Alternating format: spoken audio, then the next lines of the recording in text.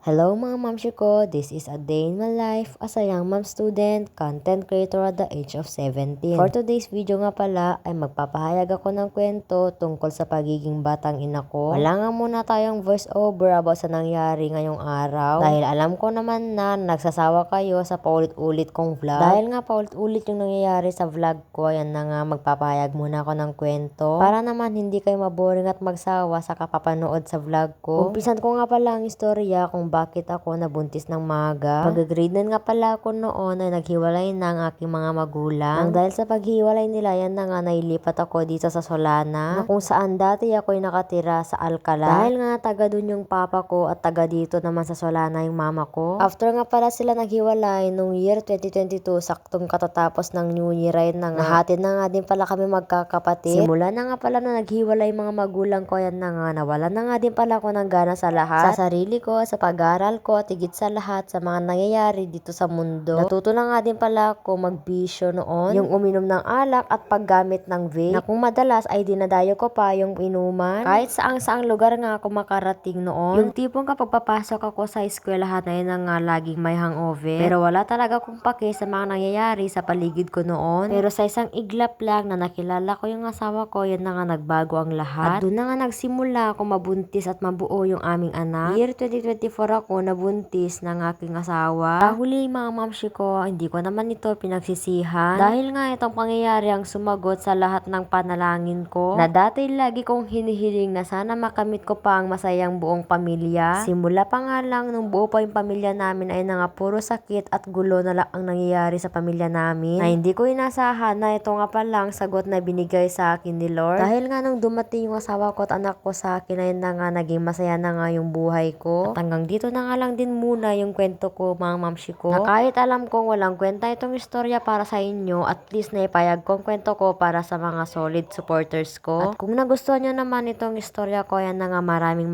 salamat po. Tanda kong ipayag ang mga kwento na ire-request nyo. Salamat sa pakikinig mga mamshi ko. Goodbye!